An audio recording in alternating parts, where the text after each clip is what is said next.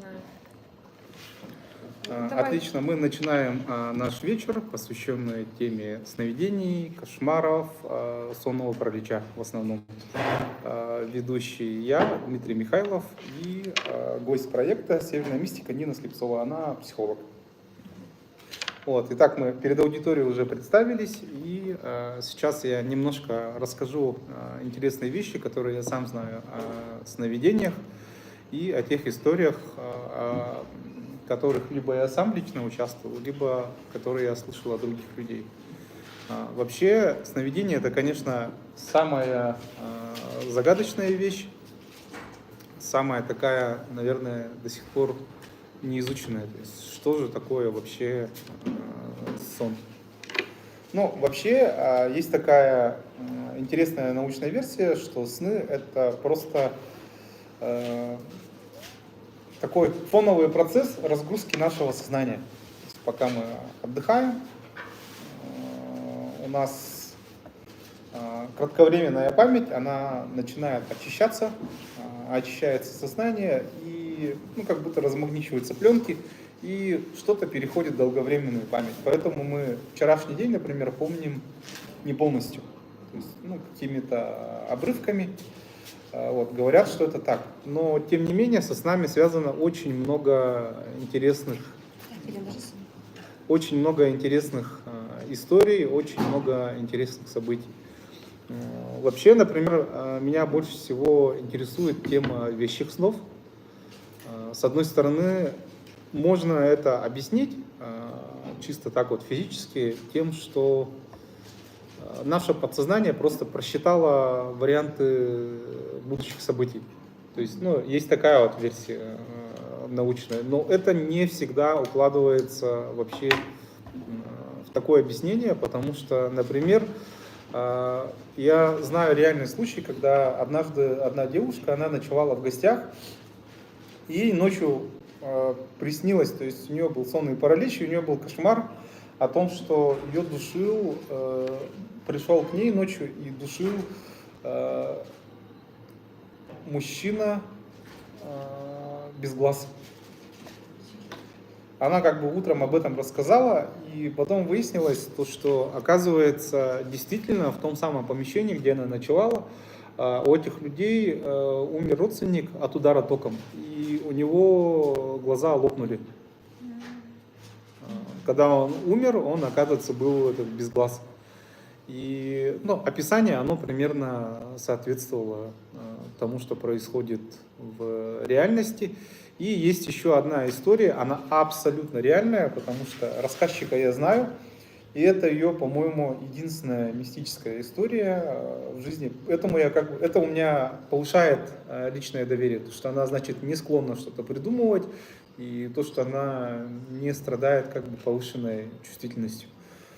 История была такая. Она, живя в Якутске, поменялась временно квартирами с родственниками в районе. Они друг другу, можно сказать, бесплатно сдали их в аренду. И далее получается так, они заезжают в новую квартиру, и там дочка начинает жаловаться на то, что ночью появляется мужчина в углу. Он подходит, начинает ей гладить волосы. И она, конечно, дочке говорила: тебе это снится, тебе это кажется и так далее.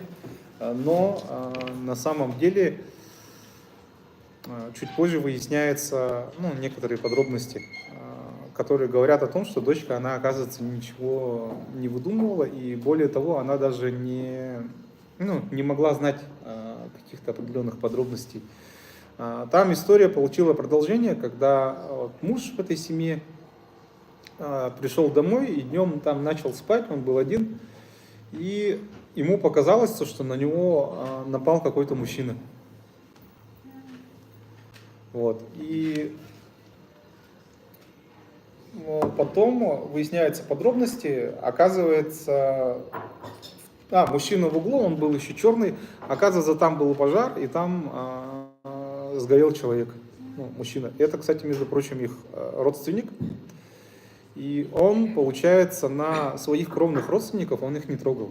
То есть максимум, что он делал, он подходил вот к девочке, к точке, и вот так вот волосы гладил. То есть в этом не было, по крайней мере, какой-то очевидной угрозы.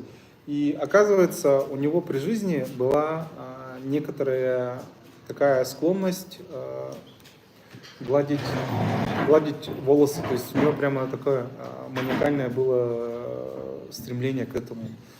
То есть вот это очень интересно, то, что человек, находясь в сонном состоянии, он считал следы присутствия человека, которого вот эта дочка, она вообще не знала.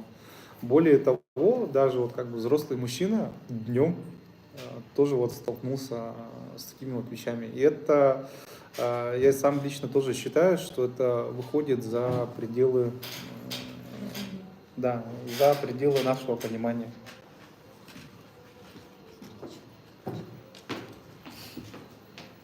Ага. Ну, то есть вот такого вот рода бывают сны, такого вот рода бывают истории. Я даже продолжу. Одна из самых интересных историй, которая у меня лично была связана со сновидениями, это то, что однажды был общий совместный сон. Между прочим, вот это вот искусство сновидения, насколько я знаю, слышал, да, по поверьям, оно может даже передаваться по наследству. Это прям вообще невероятная история. У меня, одна вот знакомая девушка, она однажды мне рассказала сон, который у меня реально был. То есть у меня все время были сны, которые касались места, я его называл «Сумеречный город». То есть это был тот же самый город Якутск, только он был, во-первых, серый, там все время был такой вот уровень освещения, как сейчас. То есть солнца не видно и такое как бы мерцающее небо светлое, как во время белых ночей. Там все время лето, или похожее время года. И более того, там никогда не бывает людей. То есть я их практически там никогда не встречал, и я обычно во снах бродил по такому вот пространству. Оно всегда было одинаковым. И там однажды я вот встречаю вот эту знакомую, и она такая стоит удивленная и пытается что-то у меня спросить. И я такой к ней подхожу, удивляюсь и говорю: а ты что здесь делаешь? Потому что я знаю, что я там всегда один. И она не может мне нормально что-то внятно ответить. И я понимаю, что она сама не понимает, как она здесь оказалась, и я поэтому пошел дальше. Потом при следующей встрече она мне рассказывает вот этот сон и пересказывает его полностью один в один. Причем она как бы не была в курсе вот этого моего реального сновидения. То есть это человек, она обладает как бы такой вот фишкой сновидения. Почему я так говорю? Потому что у нее мать тоже сновидится. И у нее тоже есть, оказывается, свойство проникать в этот чужие сны. Потому что с ее матерью я сталкивался в сновидении. Я еще очень сильно удивился, потому что я ее там пару раз буквально мельком видел. Я ее просто как бы из-за того, что видел в лицо, только поэтому узнал. Она, крайне маловероятно, что она могла мне просто так присниться. И она такая, что-то подходит ко мне, начинает расспрашивать меня о том и сём, кто я такой и так далее. И причем так достаточно настырно. Я в этом сне просто от нее телепортировался в другое место. И я потом, общим друзьям рассказал про вот эту историю.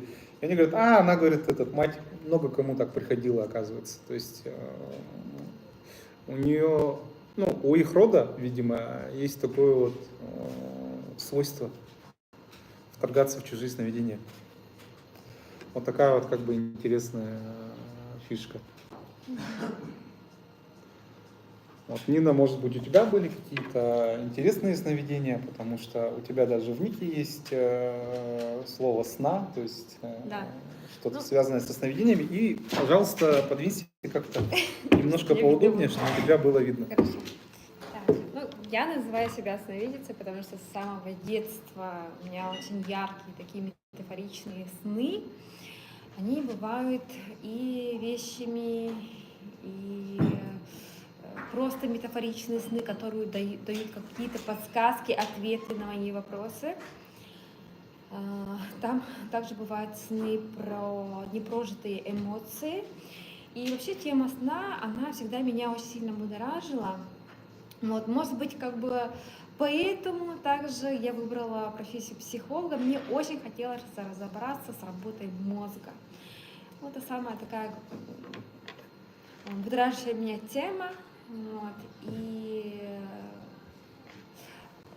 пришла я в эту профессию для того, чтобы, наверное, все-таки найти ответы на свои собственные вопросы. Кто я, о чем я, почему я вижу мир таким, как, именно в таком свете, да, почему я вижу эти сны, почему мне это приходит, и вообще как работает человеческий мозг.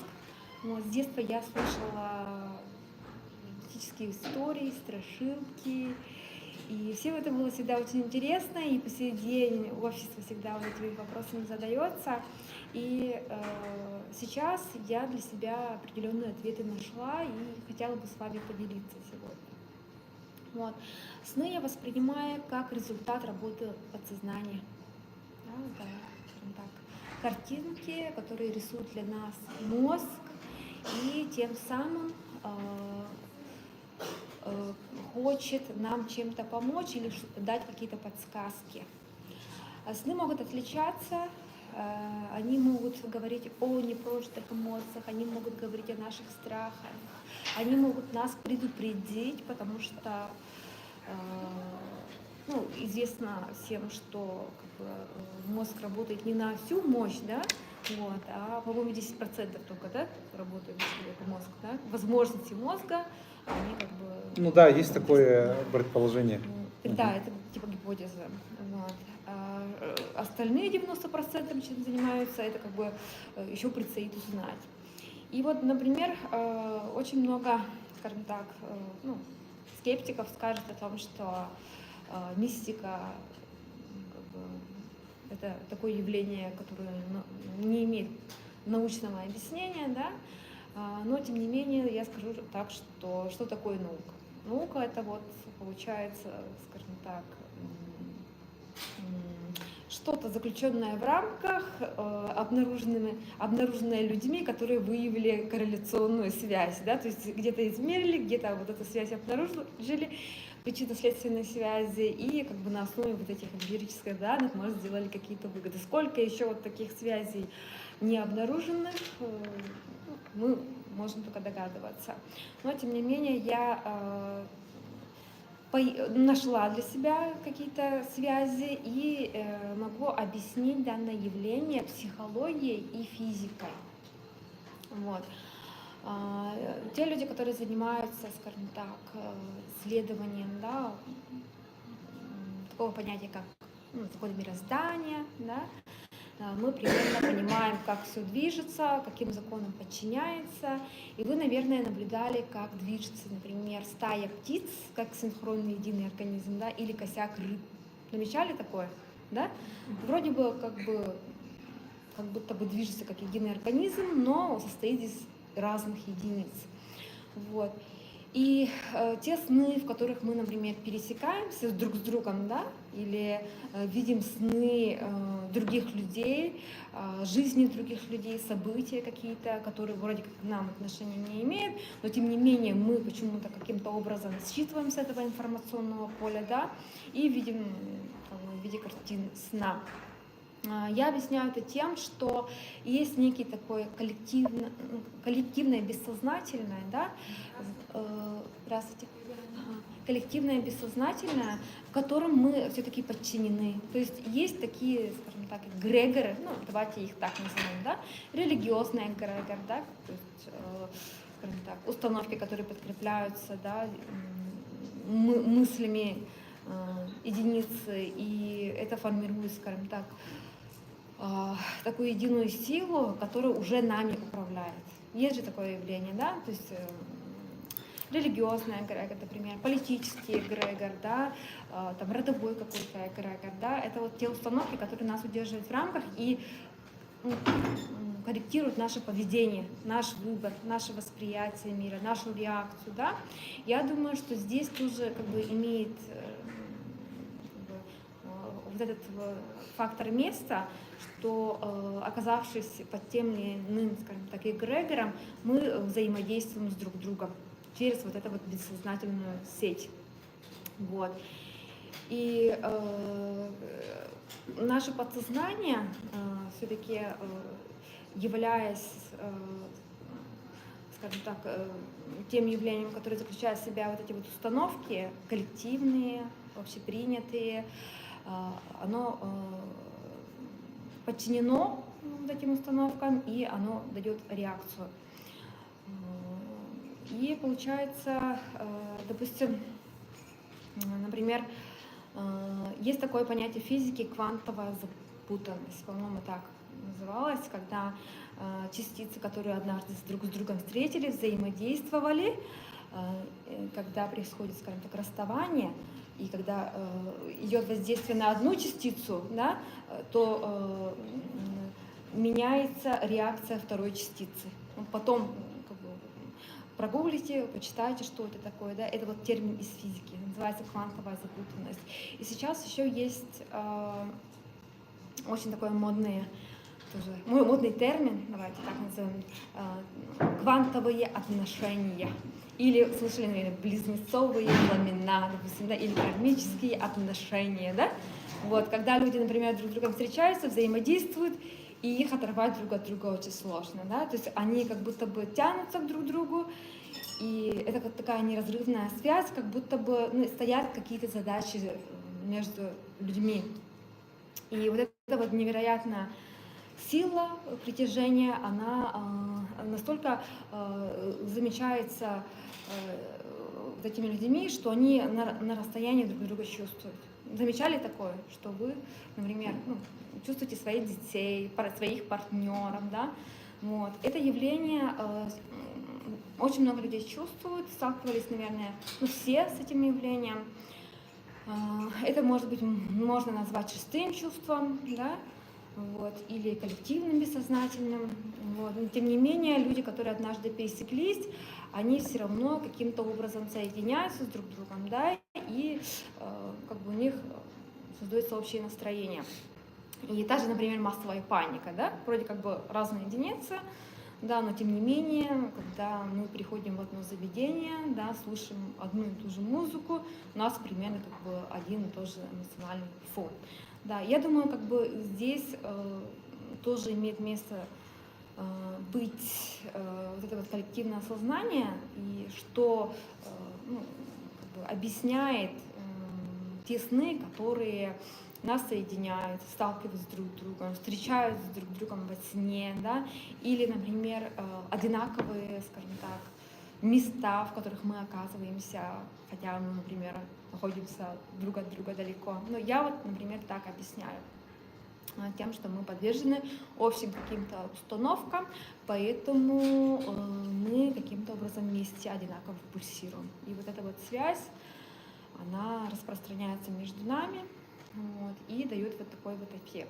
Например, если мы сегодня, да, все вместе как бы тоже совершим какой-то вот такой качественный энергообмен, да, мы тоже будем как бы заряжены вот этим настроением, и, возможно, после этого нам будут сниться похожие, схожие сны, то есть по итогу анализа нашего мозга. Это как бы вот гипотеза такая. Вот. Это пока так. Потом еще вопросы. Что еще нужно? Хорошо. Пока так. Да, пока так.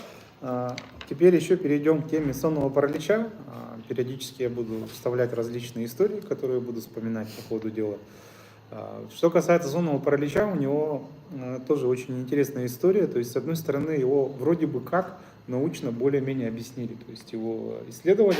Кстати, есть такое очень, на мой взгляд, не очень успокаивающее утверждение, что известно, что никто не умер от сонного паралича, то есть он фактически безопасен.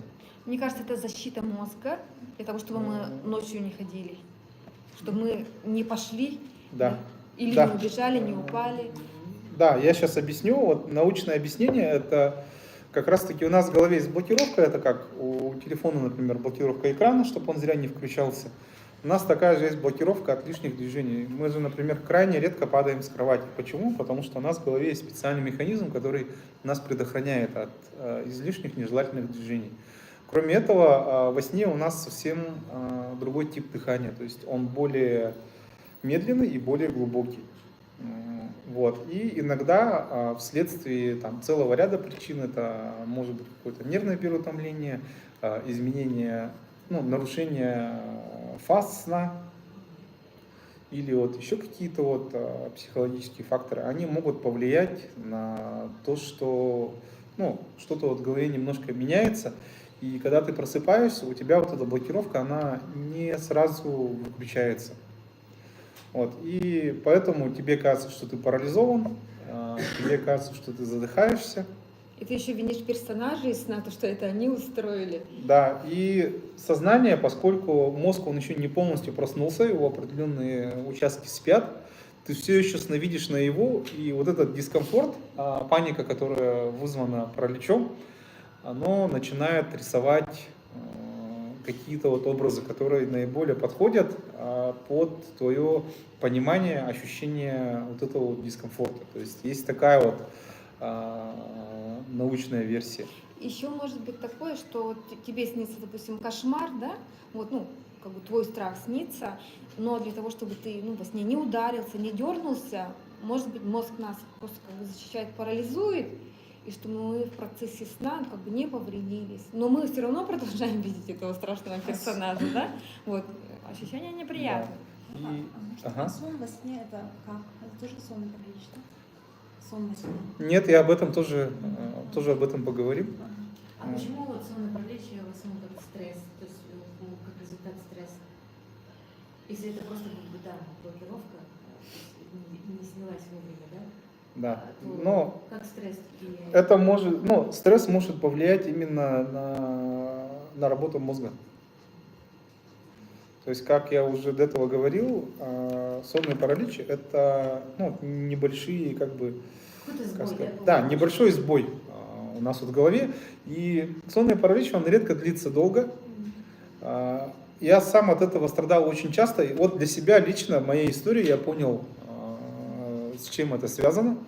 Просто раньше, когда я, например, жил по более свободному графику, это не как сейчас вот ровно по какому-то времени, да, тогда я зачастую засыпал довольно-таки поздно.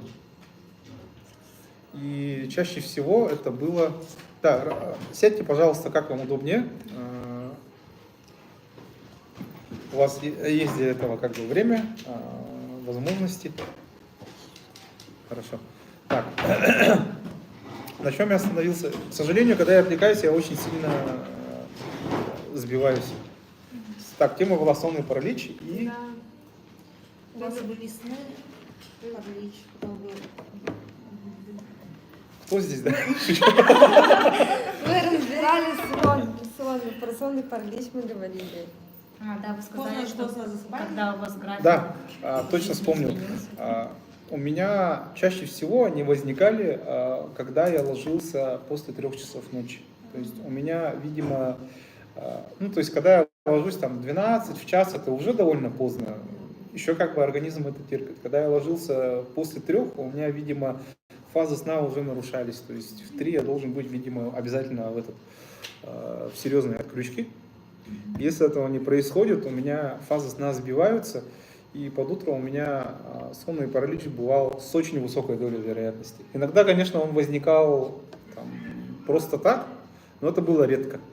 То есть у меня такая вот была взаимосвязь. Это раз. Второе, когда я много изучал эту тему, я понимал, что его природу, и были такие вот советы, то, что нужно просто расслабиться, лечь и не пытаться двигаться. То есть, когда ты пытаешься его преодолеть, дергаясь, у тебя из этого как раз-таки возникает паника. Но это вполне обоснованно. Представьте себе, если вы просыпаетесь, а вы, оказывается, очень туго спеленуты, например. Конечно, вы начнете дергаться, и вам будет страшно. И вот вы должны понимать, что этот момент сонного паралича нужно просто расслабиться, полежать и понять, что вы не задыхаетесь. И оно потихоньку начинает отпускать, то есть где-то вот секунд через 10.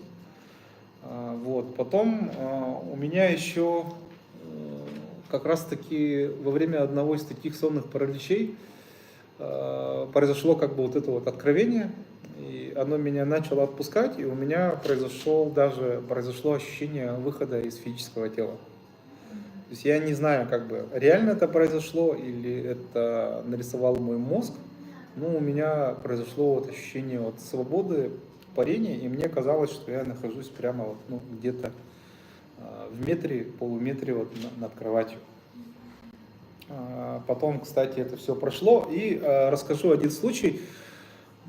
Я не знаю, насколько это реально, может быть, это игра мозга, то есть я не исключаю это. С одной стороны, я вот с детства интересуюсь мистикой, очень много читал и так далее, но с другой стороны, я достаточно образован, чтобы у меня было критическое мышление, скажем так. Я изучаю литературу, поэтому у меня есть сомнения. Но я расскажу, что у меня было, мой персональный опыт.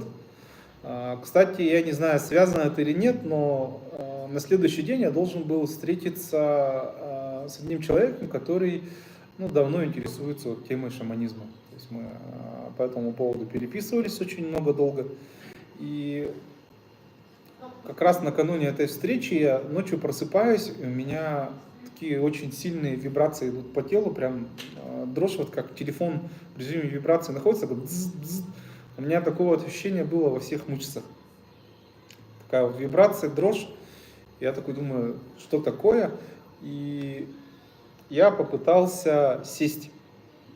Я такой начинаю садиться, и мне очень тяжело, и у меня было такое вот ощущение, как будто с меня снимается одежда. Это так вот как, я не знаю, футболку снимаешь, также у меня снялось тело, я такой сел, снимаю руки как перчатки и такой начинаю смотреть на себя, и я вижу вот сияющий этот контур вместо рук.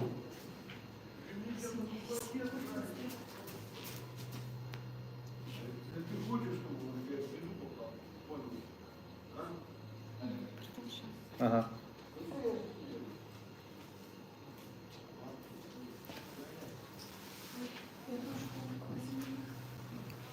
Холодно? Так, сейчас я снова буду вспоминать, о чем я... Контр-рух, ты сказал. Да, контр-рух. Я потом попытался встать, энергии мне не хватало, я прям на четвереньках стоял.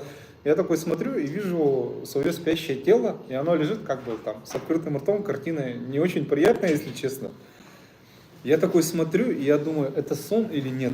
То есть реально я ясно вижу, или же это мне кажется. И я читал в литературе о том, что прикосновение к своему телу, оно завершает такой вот опыт нетелесный. И когда я прикоснулся к своей грудной клетке, меня резко втянуло обратно.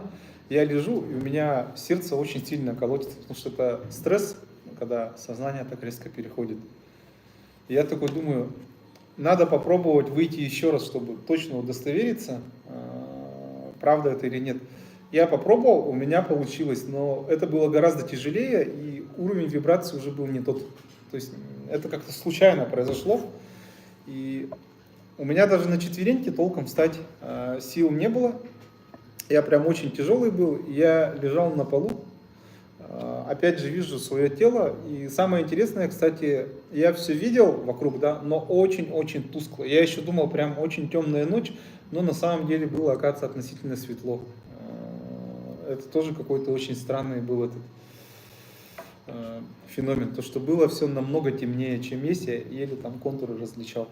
И я подумал, как интересно, давай-ка я сейчас попробую перейти к соседям. Я вот лег и перекатываюсь. Это был осознанный сон же, да? Да. Я такой лег, начал вот так вот катиться, перекатился к соседям, закрытыми глазами я это делал. Я даже почувствовал сопротивление стены.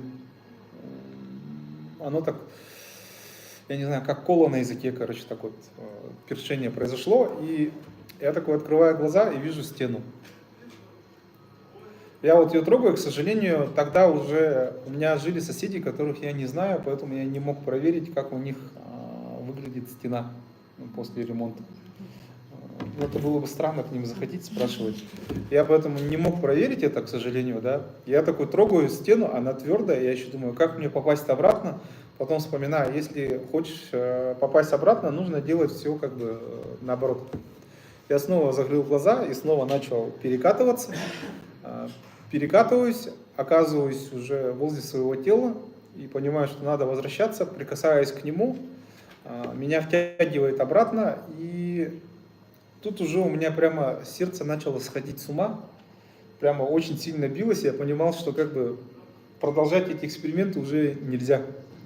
Но я лично поверил в то, что это был неинтересный опыт, хотя есть сомнения, конечно. Потому что это просто только персональные мои ощущения, и это как бы невозможно проверить, невозможно доказать. Вот такая вот как бы у меня была очень интересная история, связанная именно со сновидениями. Среди вас есть те, кто практикует осознанные сны? Я пытаюсь. Мгм. Не было. Ага. Опыт есть, да? Вот когда вы во сне себя осознаете, вы понимаете, что это сон. Ну, это крайне редко происходит. Вообще, когда есть конфликт между сознанием и подсознанием, да, выход в осознанный сон он бывает крайне редко. И часто бывает так, что мозг блокирует, да, когда мы входим в осознанный сон, он нас блокирует. То есть блокировка, она может ощущаться даже телом. Это может быть какой-то звук резкий, например, да, или дрожь какая-то, как будто электрический шок. То есть какая-то дрожь, которая так заставляет тебя проснуться в каком-то моменте. Или бывает так, что ты как будто бы падаешь, ну, обнаружил себя вроде как в осознанном сне, да, и радуешься тому, что вышел в осознанный сон, начинает там что-то делать, и в каком-то моменте начинает работать сознание и начинает блокировать. Было такое? То есть резко так. Что-то происходит, какой-то страх, и этот сон прекращается. И ты просыпаешься и думаешь, о, черт, типа, как хорошо было, да? Вот. У меня это было много раз, я тоже практиковала осознанный сон. И, в общем, я слушала медитации для того, чтобы выйти в эти осознанные сон. То есть я настраивалась, да, я представляла, как я выхожу в осознанный сон. И после вот этих практик мой мозг создал слои сна. Вот вы говорили солнце во сне, да? И вот, видимо, как бы мои пожелания дошли до моего мозга наконец, да, и мой мозг начал создавать слои сна. То есть мне снится сон, я в этом сне просыпаюсь, но оказывается еще в другом сне, и вот где-то на третьем слою сна, и такая, о, это же сон, вот так вот.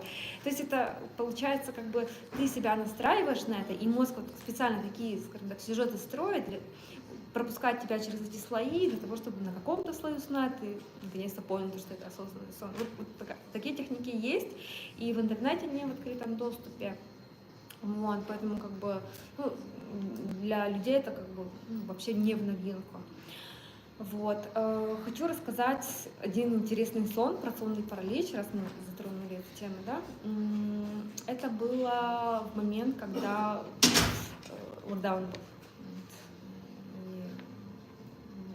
Все жили с большими страхами, что мы подцепим корону, дай бог, кто умрем и так далее. Этот страх меня тоже коснулся. И однажды мне снится, что я лежу у себя в комнате, и как бы интерьер такой же, как есть, да? Как будто бы я лежу просто с открытыми глазами и все вижу, вот как есть на самом деле. И замечаю, перед собой на кровати сидит силуэт, мужской силуэт, темный, и потом так поворачивает лицо в мою сторону, я лежу, я смотрю, что у него очень странное лицо, глаз нету, пустые глазницы, абсолютно неэмоциональное лицо. То есть как будто бы просто вот сняли с человека лицо и вот припондорили, да? Вот. И мне стало очень неприятно, и я решила отвернуться. Я отворачиваюсь в эту сторону, и поворачиваюсь. Открываю глаза, он лежит здесь. Да, вот так лицо вижу вот так вот. Я такая, ой, нет, я снова отворачиваюсь от него. И тут такой холод на меня вот сюда, дыхание его чувствую.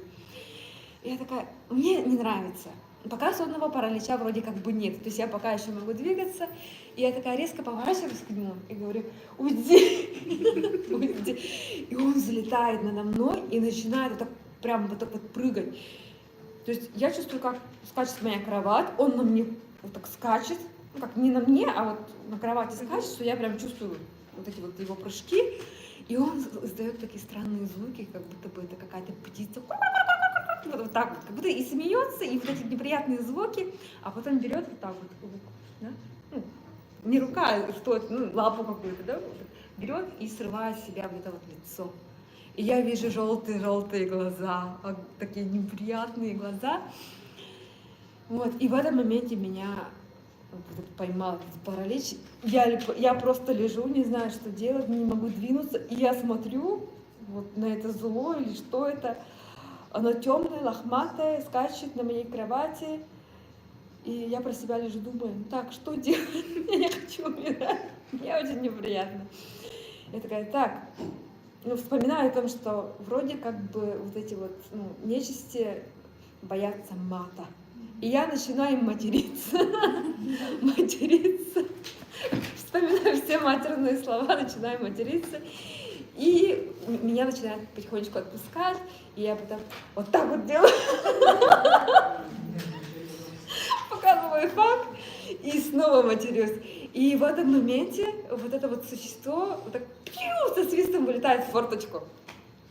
И я резко просыпаюсь и замечаю, что я вот так вот держу, факт держу. И начинаю смеяться. У меня такая реакция пошла. Ну, видимо, это защитная, да? Когда вот через смех ты пытаешься повысить свои вибрации и расслабить себя. И это подействовало. Я потом такая побежала сразу к алтарю, взяла свечи, такая везде чищу, включаю мантры, колокольчики посреди ночи.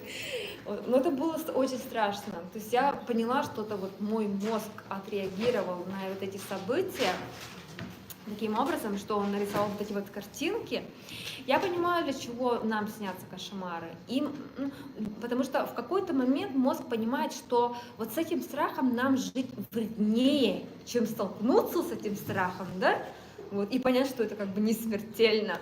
То есть мозг взвешивает, да? То есть вот сколько калорий человек тратит на этот страх, живя в стрессе, тратит нервные свои клетки, да, мучается, страдает с этим страхом, да, а давай-ка я ему устрою страшные картинки для того, чтобы столкнуть его с его собственным страхом, и увидев лицо вот этого страха, и проснувшись, да, живым, он как-то себя расслабит. Ну, я так воспринимаю. То есть нам необходимо притянуть, скажем так, вот неприятное какое-то событие для того, чтобы пропустить себя через этот опыт и как бы расслабиться, что ли. Ну, потому что как бы все, что не убивает, делает нас сильнее. Итого, после этого сна, пожалуйста, что произошло то, что я заразилась все-таки этой короной. Лежала 3 дня, у меня все болело. И в эти 3 дня у меня тоже были такие страшные сны, как будто меня сожрали, съели и побили, потом оставили умирать. Вот такие вот интересные ощущения были. Но это работа все подсознания, я именно так воспринимаю. И вот мы сегодня как бы затрагивали тему шаманизма, да? Вот, я знаю, что сегодня среди нас собрались люди, которые этим тоже интересуются, да? Возможно, имеют дело с этим, да, возможно, даже занимаются этим. Вот. И для меня как бы откровение шамана, вот шаманская болезнь, да, вот ночи, где как бы их пожирает темнота, и их, скажем так, расчленяют, потом заново собирают. Я думаю, что это все-таки работа нашего подсознания, вот, когда мы, скажем так, умираем и заново рождаемся. Вот. Ну, как-то так. У меня, кстати, на эту тему есть небольшой комментарий. Как раз-таки вот эта трансформация шамана, это символизирует переход на новые частоты. Причем такой вот опыт, он является на самом деле универсальным, потому что он отражен в совершенно разных культурах. Понятное дело, да, то, что в сибирском шаманизме это отражается, то, что человека съедают злые духи. Это образы они Да, попытались передать нам. потом они обратно составляют его тело, и считается то, что шаман может потом врачевать те болезни, чьи духи попробовали его тело. То есть, ну, у него прям телесный контакт с этим. Так вот считается. Но стоит вспомнить, кстати, очень похожие моменты. Например, египетская мифология. Там божество солнца, Осирис, он был расчленен, и он был раскидан по разным местам, потом его собирали и так далее, то есть он вернулся из мира мертвых. Примерно похожая история там с возвращением из мира мертвых, это вот с Иисусом Христом, например, тоже. Это все такие вот вещи, которые еще помимо этого связаны, ну, с солнечными мифами. То есть это все очень, ну, так вот достаточно глубоко взаимосвязано. Скандинавская мифология, там, например, есть бог Тор, который одноглазый, он, видимо, одним глазом видит этот мир, другим другой, или как-то так. То есть одноглазость его, наверное, ну, как-то объясняется. Я не настолько глубоко это знаю, но есть тоже интересный момент, то, что он придумал руны, изобрел, когда он, проткнутый копьем, висел в ветвях деревьев, и он в переплетениях деревьев увидел, ну, разные вот эти вот комбинации углов, которые имеют как бы различную символику. Вот это вот известная скандинавская рунопись, при которой сейчас, например, даже гадают, потому что у каждой руны есть свое как бы определенное значение. То есть это очень такой интересный момент. Сейчас я вспомнил одну историю. Она, кстати, очень интересная, и она, опять же, касается того, что выходит за пределы нашего понимания. То есть я объяснил примерно, как это все работает, но у меня однажды был сонный паралич, и там было несколько моментов очень странных. Сейчас объясню. У меня на тот момент дома был ремонт, и я спал в комнате, где не было вообще ничего.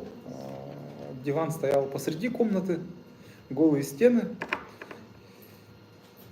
И вдруг я ночью просыпаюсь, и там вот звук такой скрежета, как будто кто-то копается в замочной скважине. У меня тогда было две двери. Одна вот уличная, ну, коридорная, железная, более прочная, но она очень тонкая, и звукоизоляция у нее как бы не очень. И вторая дверь деревянная, она поплотнее, и она была открыта, потому что дома было жарко, чтобы хоть как-то сквозняк проходил. И поэтому слышимость была отличная. Тогда стояли советские счетчики, и я прям слышал, как они шумят, скрипят. Я такой лежу, слышу, думаю, мне кажется, или где-то вдалеке нет. Такой, понимаю, нет, кто-то копается проволокой у меня в замке. Я такой тихонечко подхожу, и я думаю, надо оценить ситуацию. То есть, если там, например, один человек, то я, наверное, просто сейчас выйду и его спущу с лестницы. Если там их несколько, или мне покажется, что он выглядит угрожающе, или он там вооружен, по моим ощущениям, я такой думаю, надо будет уже там либо звонить друзьям, либо обращаться в полицию. Я такой тихонечко подхожу, заглядываю в глазок, я еще слежу за тем, чтобы человек меня не услышал и не отошел от глазка. И подхожу, смотрю, там никого. И я понимаю, что там... Я даже дверь не стал в коридор открывать, потому что я понимаю, что там действительно никого нет полностью. То есть там, если спичку уронить, я бы услышал, потому что, я еще раз повторяю, дверь довольно-таки тонкая была. И я иду обратно, ложусь спать, и в глазу же остается, вот когда в темноте смотришь на свет, вот эти вот, да, блики, солнечные зайчики. И у меня солнечные зайчики были в виде 3 человеческих силуэтов. Я сейчас думаю, странно как, интересно, хотя у меня ни до, ни после никогда такого не было. Эта история была достаточно давно, там в коридоре еще была лампа накаливания, и обычно, когда в темноте вот так вот смотришь, потом в глазу остается вот этот волосок лампы накаливания. И я такой думаю, интересно, и потом начинаю засыпать, и вдруг слышу, как кто-то очень тихонечко заходит ко мне в комнату, как будто кошка. Такие еле слышные шаги, такие призрачные. Хотя у меня тогда животных не было. И я такой еще думаю, кто там, спрашиваю громко, ответа нет, тишина, я такой думаю, ну и ладно, засыпаю. То есть я, в принципе, не особо пугливый человек. И во сне мне снится, что я хожу по своей квартире, и на меня вот нападает что-то такое большое, темное, но я его не боюсь, и оно мне ничего сделать не может в рамках сна.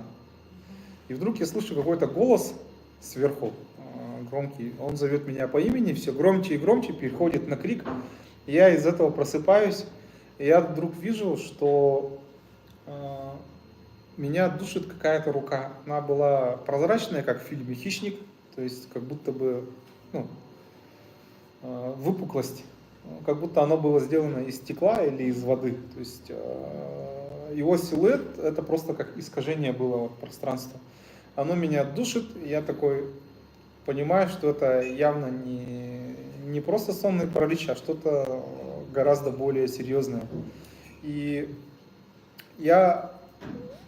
кислород у меня заканчивается, и я пытаюсь вспомнить, что надо делать. Надо было либо материться, либо читать какие-то заклинания. Я одно заклинание вспомнил, мне так показалось на тот момент. Я его с трудом произнес. Первый раз губы не слушались, во второй раз губы шевелились, третий раз я там еле как это прохрипел. И вот это существо, оно было похоже на человека, не очень высокого роста. Оно было как, нет, не зеркало, как стекло. Его прямо сдуло в сторону окна. Я такой в себя прихожу, и на часах около 5 часов утра. Зима, и вот темно. Это, кстати, был январь, были вот а-ля святки, между прочим. И там потом я позвонил друзьям, которые тоже вот как бы мистикой, эзотерикой занимаются. Ну, потому что кому еще обращаться. И они меня вызывают к себе, и голос был очень серьезный. Я прихожу к ним на квартиру, и они рассказывают такую вот следующую историю. Я с ними просто в последнее время не общался, я пропустил как бы события, и оказалось, что я прямо своими видениями в точку попал, потому что они, оказывается, гадали, там вызывали духов и так далее во время святок, и нечто к ним проникло в этот мир, по их версии, и они говорят, что мой рассказ там во многом совпадает, потому что, во-первых, у них та же самая история началась. То есть у них начались нападения, и все время это было предрассветное время, около 5 часов утра. То есть там детали прямо совпадали. Этого я знать не мог, потому что я с ними не созванивался последний месяц, наверное. И потом мне еще показывали, что они пытались у себя в квартире это существо поймать на фотоаппарат. И мне говорят, вот смотри, здесь вот в кадре, видишь? Я такой, и что? Там просто шкаф, а там как бы всю квартиру последовательно снимали. А мне говорят, сейчас посмотри, контрастность увеличивают, и там действительно что-то похожее на силуэт есть, но я не очень в этом уверен. Может быть, это была тень человека, который фотографировал, или еще что-то. Как бы тут мне сложно очень судить, но история была очень похожа. И, кстати, вот эту вот сущность вызвал наш общий знакомый. Хотя он это отрицал, и он говорит, я там не совсем всерьез это все делал. Но я ребятам сказал, потому что они пытались там всеми способами, чуть ли не там крестным знаменем, избавиться от вот этого преследования. Но я сказал им, ребята, сделайте все то же самое, только наоборот. Это работает. И они позвали того же самого человека, он не хотел, но он говорил, врете вы все там, вам все кажется, он во всю эту историю не верил, но его заставили как бы все сделать обратно. То есть там я отзываю, там вот это вот все говорит, и после этого вот это все прошло. Такая вот как бы очень интересная история, и опять же тут не укладывается в работу подсознания тот факт, что совпадают детали. Ой, давай послушаем истории гостей. очень интересно. Я обожаю, кстати, такие Истории вот вещи. ваши. Кто-нибудь хочет рассказать про свой сон? Может быть, сонный паралич, может быть, про осознанный сон. Давай. У меня с детства, с 3 лет, был один кошмар, который меня преследовал на протяжении очень многих лет. Это как я в деревне у бабушки играю со своей сестренкой, и какой-то грузовик приезжает и ее крадет у меня. Я все время бежала за ним. Все детство я бежала, и потом в классе, наверное, в 5 или 3, точно не помню, мне ночью приснился кошмар, как я с этой своей сестренкой играю у бабушки. И в один прекрасный момент во время игры я ей говорю: ты умерла, я с тобой не буду играть. Она в слезы, к папе, и потом я вижу, как из подполья, там, в старом доме бабушки, выходит старуха, но это уже мое воображение, мне кажется, и забирает ее с собой. Через минут 2, наверное, 3 нам звонят с деревни. Говорят: вот, 2 минуты назад она умерла. Да, и мне кажется, это самое страшное было в детстве, что меня преследовало. Все остальные сны, конечно, я так ярко не помню с детства. И потом после этого каждую смерть моих родных я вижу. За день, там, за пару часов ко мне это все приходят, то зубы падают, то они просят меня помочь им и так далее. Ну, это для меня уже как-то, в порядке вещей. Очень много бывает дежавю. Это случилось тоже в раннем детстве, когда я поняла, что это уже у меня было. Я это уже видела, я знаю, что будет дальше. И так и происходит. И по сей день у меня бывает дежавю. Я знаю, что если дежавю, значит я правильно живу. Вот. И сон во сне тоже бывает, осознанные сны. Я вхожу в них, иногда вылетаю оттуда, мне нравится этот сон, я силой себя заставляю туда обратно прыгать. И дальше это все продолжаю часами, второй день могу это продолжить и так далее. Сон во сне тоже бывает, это очень интересно, для меня это целое путешествие. Но это не так часто в последнее время происходит. В последнее время у меня, когда я болею, особенно при температуре, я температуру никогда не сбиваю, я вижу аварии. Самое страшное это было, когда в прошлом году неделю лежала, пару дней лежала с температурой, и один и тот же сон. Авария на Круговой в Шатае. Я видела парня там, который умирал каждый раз. Месяц думала об этом сне, у меня был прям страх ехать по этой Круговой, и через месяц там умирает парень, которого я, оказывается, видела во сне. И у меня до сих пор страх остался от этого Кругового. Думаю, сейчас что-нибудь случится. Вот так. В основном сны, как сказать. Еще ко мне приходят люди в снах, знакомые мои. Я просыпаюсь и прямо чувствую их запах, как будто они вот-вот были рядом со мной.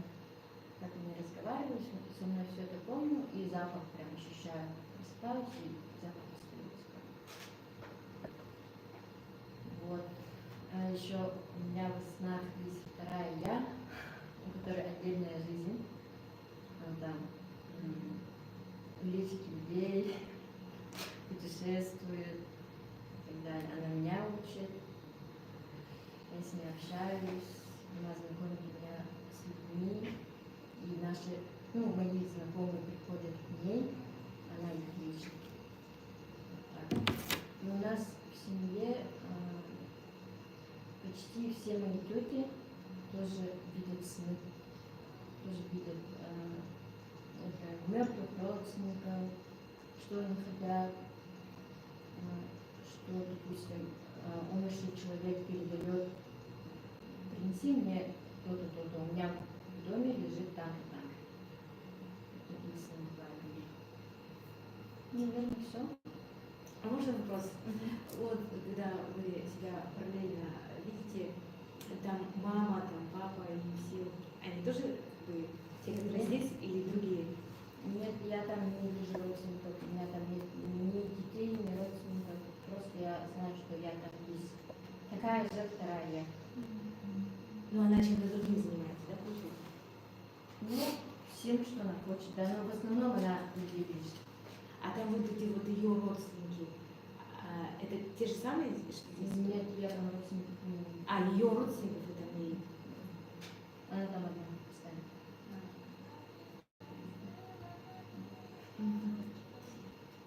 Я вот, смотрите, я вот психологом работаю, да, и ко мне приходят разные люди, разных частот, с разными проблемами, с разными эмоциональными состояниями. И я часто задаю вопрос как раз про сны. Что вам снится, что вы видите?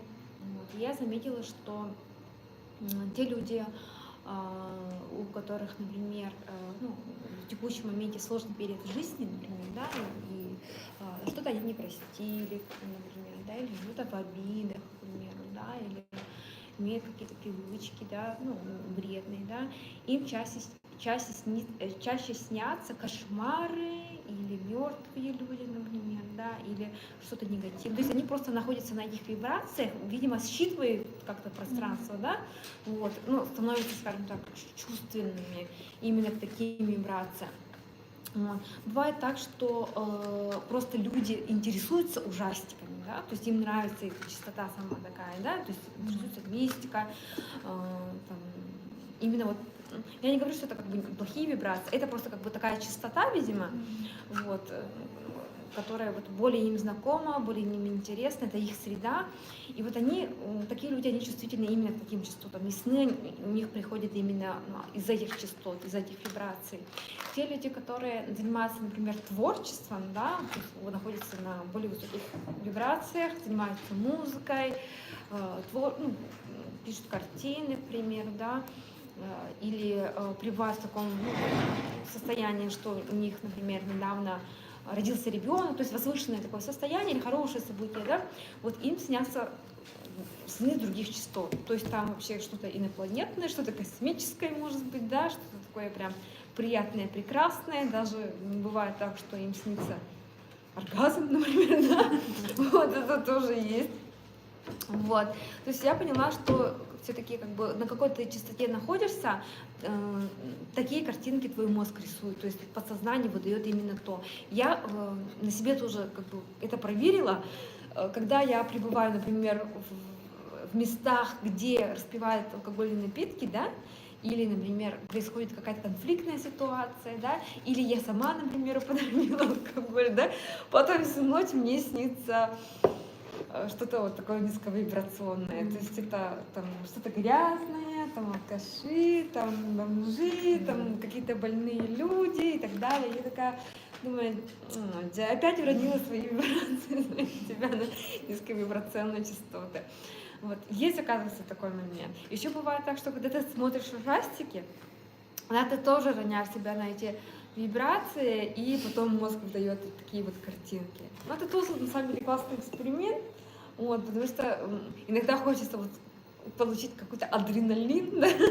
Ну, особенно людей, которые выбирают трофей побед, такое бывает. То есть во сне ты дерешься, там с кем-то споришь, там кого-то что-то отжимаешь, отбираешь и так далее, то есть и ты потом ощущаешь свою победу и так далее. То есть по потребностям души можно, оказывается, заказывать сны. Вот. И то есть есть же такое типа понятие типа bad trip, good trip, да? Вот. И оказывается, можно, скажем так, воздействием на себя, на свое подсознание, на свое настроение заказать себе картину сна. Есть, оказывается. Такое. Кстати, вспомнил, я еще в детстве пытался практиковать осознанное сновидение, но детство у меня было в Советском Союзе. Ни о чем таком я знать не мог, просто я думал, что можно заставить себе приснить определенный сценарий. на заказ. Я вот как раз вспомнил. Я вот перед сном вот думал, самолеты. Кстати, я в детстве мечтал стать пилотом. Возможно, я не стал только из-за этого кошмара, потому что у меня потом что-то вроде фобии возникло. И мне снится, что я летаю на самолете кукурузники вот, с открытым верхом, у которого 4 крыла, 4 крыла. Я вот летаю, думаю, вау, классно. И я еще понимаю, что это сон. Осознанное сновидение в 5 лет. Это, конечно, редкость. И вдруг в сон вторгается нечто. У меня во сне появляется что-то похожее на Фредди Крюгера. Появляется вдруг немецкий самолет времен там, Второй мировой, если не Первой мировой, тоже вот, есть же вот кукурузникоподобный этот, тоже 4 крыла, ну как бы более такая древняя модель, еще там с черными крестами на крыльях. И вот появляется, я вижу пилота, он там в очках таких с обожженным лицом, и он говорит, если ты сейчас не проснешься, ты умрешь. И он такой поворачивает, стреляет по моему самолету, он его подбивает. Я во сне пытаюсь поднять руль, чтобы как-то выровнять положение, разбиться. И я сам себя заставляю проснуться. То есть до того, как я упаду. Такой, проснись. И просыпаюсь все-таки до удара об землю. И я чувствую, и сердце у меня прям бешено колотится. То есть у меня такой вот был сон. После этого, кстати, я забросил мечты о том, чтобы летать. Хотя, может быть, действительно я в будущем стал бы пилотом или военным пилотом. Вот. И также я забросил искусство сновидения, то есть на долгие годы. Вот. Между прочим, по сновидениям есть их несколько разновидностей. Я, к сожалению, вот эту таблицу не помню. То есть это у меня вот... Осознанные сны, вещи сны, да? Да, из разговора с практиком он мне давал целую градацию. То есть самое нижнее это так называемый сон глупого человека. Как определить этот сон? Это просто действительно результат того, что у нас процессы памяти, там, перезапись идет в голове, и на фоне возникают картинки из того, что было. Вот это, как правило, мешанина из того, что было в реальности, или о чем ты думал, или там что-то читал. Просто такая вот какофония, и это действительно процесс перезаписи просто в голове прокручивается. И, как правило, там сценарии очень рваные, очень короткие отрывки какие-то, там что-то ты видишь, что-то ты говоришь, там повторяются диалоги, которые были днем, или там что ты в кино увидел, прочитал тоже, или о чем ты тревожился, это вот все проецируется. Бывают там более глубокие сновидения, более проживание эмоций. Мощные, да. Есть там контакт уже со своим подсознанием, когда ты действительно, вот, как Нина говорит, проживаешь эмоции, проживаешь свои мысли, у тебя вот это подсознание действительно начинает строить какие-то определенные сюжеты. Либо, например, ты пытаешься... Потребности души, эмоции снятся. Да, либо то, чего ты боишься, либо то, чего ты, наоборот, хочешь. Но подавляешь. Да, оно все начинает там вот реализовываться. А есть еще более глубокие сны, это уже сны вещи, это когда ты подключаешься уже к какому-то информационному полю. И действительно ты начинаешь что-то видеть, считывать, то, что выходит за пределы твоего понимания. В качестве примера я до этого несколько уже рассказывал истории, когда оно выходит за пределы того, что человек мог себе просто внушить. Вот. Но слишком сильно во всем видеть мистику тоже не стоит. Я помню историю про одного охотника за привидениями. Это был человек, который проводил именно, практически научно, то есть методом экспериментов. Он выезжал на места, где люди рассказывали о привидениях или о чем-то там, и он утверждал, что 80% вот этих вот рассказов, они объясняются совершенно обычными вещами. То есть либо кому-то что-то показалось, либо там это объясняется какими-то обыденными вещами, там, галлюцинации, или это физическое явление. Вот. Но некоторые вещи, они выходили за пределы его понимания, но их было 20% из всех вот этих вот случаев. Один из случаев, который был объяснен, он очень интересный. В одном доме по ночам двигались предметы. Открывались сами собой двери, слышались какие-то посторонние шумы, иногда билась посуда. Там падали вещи со стола и так далее. То есть думали, что это полтергейст, думали, что это что-то такое как бы сверхъестественное. И он провел исследование вообще вот этого явления, и он объяснил это. Оказывается, не очень далеко от этого дома проходит железная дорога. Дрожь. Да, но самих поездов не слышно, потому что их скрывает этот, холм, гора, земля, то есть он звуки отводит. Но почва в этих местах каменистая очень, и она, оказывается, вибрации хорошо довольно-таки передает. Днем это не так чувствуется, а ночью вот в тишине это прям ощущается, и именно из этого двигались предметы, из-за вибрации начинали открываться двери и так далее. То есть такие вещи тоже не надо исключать, то есть не надо все полностью объяснять И через ночью же перепады температур. мистику. Мне кажется, там мерзнет что-то, и поэтому тверже становится, поэтому дрожь отчетливее. Вполне может быть, кстати, тоже температура ночная, возможно, тоже имела какое-то место. Может быть, действительно, вот эта горная порода становилась как бы крепче, больше сцеплялась, или, может быть, это было связано с каким-то временем года. То есть бывают такие вот тоже интересные, как сказать, стечения обстоятельств, когда вот это вот все. Или там бывает такое вот интересное объяснение, то что, например, человеку приснилось, что его укусила змея, а потом у него возникает паралич ноги. То есть, с нервом ноги возникают проблемы. Как это трактовать? С одной стороны, можно сказать то, что человека там атаковал какой-то дух, и после этого у него вот как бы на физическом уровне возникли как бы Верующий человек попытается так найти объяснение. Другая есть версия, это то, что наше подсознание, оно считало то, что у нас в ноге уже что-то не в порядке, то есть воспаление нерва, оно, возможно, намечалось, то есть мы это еще не ощущали физически, то есть сам нерв не давал ощутимых прямо сигналов, то, что боль, но мозг понимает, что что-то как бы есть какая-то область дискомфорта в этом месте, и он спроецировал это понятным тебе знаком. У нашего тела есть все-таки свой тоже какой-то интеллект.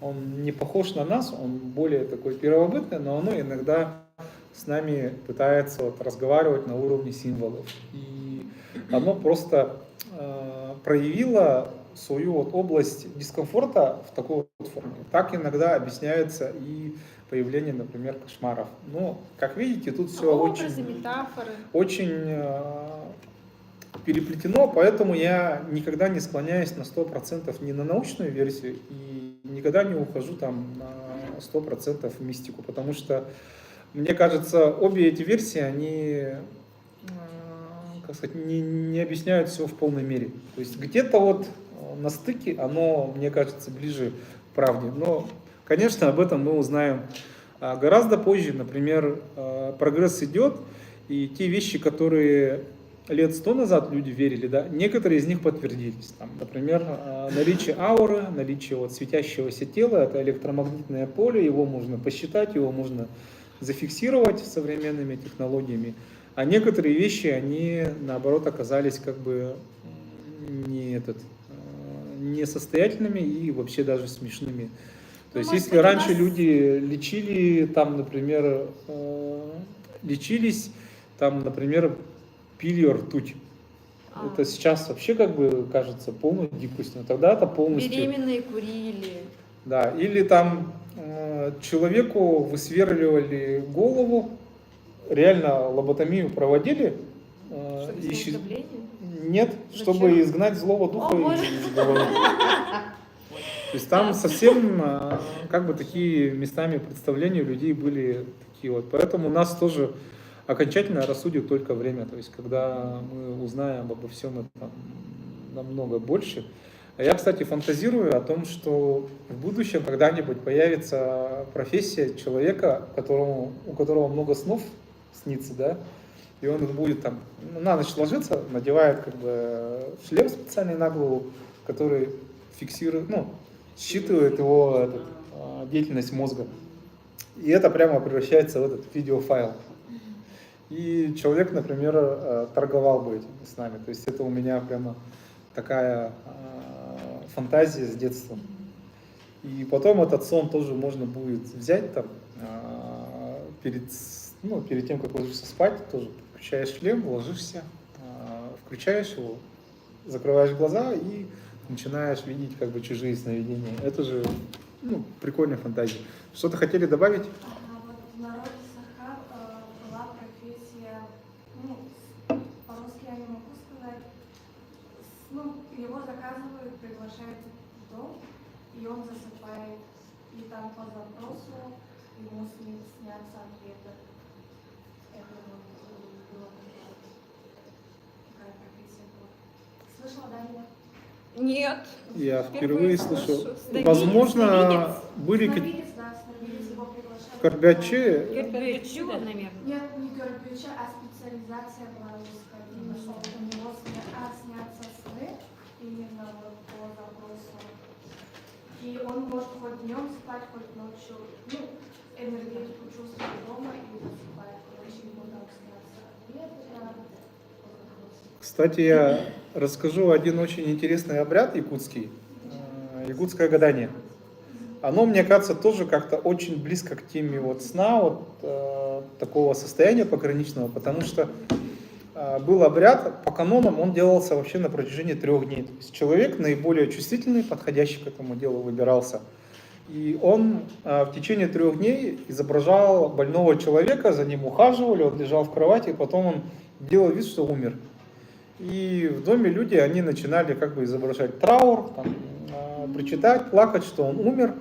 И потом на 3-й день вот этих вот всех приготовлений его уже кладут на скамейку возле входа в дом, и там стоят жернова.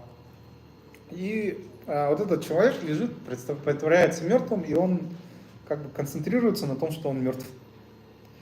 И берут жернова, туда зерно не добавляют, а без зерен жернова, кстати, сдвинуть очень сложно. Практически между зернами они ходят как бы легко. А там просто 2 камня, и поэтому, чтобы они ходили, туда между жерновами просовывают еще иголку. Это богатые люди, походу, потому что игла же, она на вес золота была. Не совсем на вес золота, но близко, да. Она была достаточно дорогая, то есть гвозди, например, на гвоздях люди экономили, старались сделать все без вот этого вот всего. И иглу просовывали, и скрежет вот этих жерновов и скрип иглы, вот каждый из членов семьи, он начинал как бы крутить вот эти жернова. По-моему, даже против часовой стрелки, если мне память не изменяет, то есть там прямо куча было этих тонкостей определенных. И вот этот человек, который трактует, он лежит как бы в таком пограничном состоянии полусмерти, и в этот момент он пытается услышать и почувствовать, что как бы будет у человека в жизни. То есть он это трактует из звуков, ему может казаться даже то, что там голоса, например, еще что-то там в этом скрежете и так далее. То есть это тоже очень близкое, мне кажется, к тому, что вы рассказали, то, что человек вот так вот трактует. То есть это связано с этим сомнамбулическим состоянием. Кто-нибудь хочет рассказать свой сон? Поделиться. Давай. Мне обычно всегда снятся хорошие сны, или же вещи тоже бывают, или же какие-то подсказки, что там будет. Я обычно всегда в соннике смотрю. Бывает сон, вот, и потом через какое-то время происходит. Но в последнее время мне приснился один сон. Это даже, я не знаю, это сон или мое воображение. Я положила свой телефон, закрыла глаза и слышу, и даже вижу эту картинку, Аюна, да? Они так сидят в ячейке и что-то обсуждают. Я плохо понимаю древний якутский язык. И и они что-то так яро обсуждают, а я не понимаю, а мне страшно глаза открывать. И после этого я как-то собралась, открываю глаза и понимаю, то, что я в комнате лежу, и эти звуки как-то, я даже не поняла, что это. И вот. А следующий мой сон был мой знакомый, человек меня отводит в какой-то чулан или балаган, и там сидит девушка в белом халатае с длинными волосами, и перед ней, получается, зеркало. Она сидит, а чулан такой маленький, и я захожу, сажусь к ней, и мой знакомый говорит, давай сделаем обряд. И я такая, нет, я хочу сама типа, рассказать этой девушке. Я ей начинаю рассказывать, потом мы перемещаемся в ее квартиру. Обычная современная квартира, она уже в обычной одежде. Я ей говорю, а у меня есть что-то темное? Она говорит, ну да, вот смотри, и тут получается темное что-то такое мерещится, и получается, а я говорю, ну это же у всех есть, как бы это обыденно. Она говорит, нет. Я говорю, а что мне тогда делать? Ну, давай сейчас будем это очищать. Она такая, что-то так махает, ну все, очистили. И я так проснулась, и я не поняла, что это вообще. А, С чем это связано? до этого ты смотрела какой-нибудь? Так, минуточку, Похоже, я да? прервусь. Так, на этом мы трансляцию заканчиваем. Надо присутствовать на живых мероприятиях. Сейчас начнутся кровавые обряды. Мы будем скакать там вокруг костра голые и так далее. Да. Самую красивую девушку в жертву. Да. Да, кто из нас самая красивая? Ой. Вот, поэтому до скорых встреч. Пока.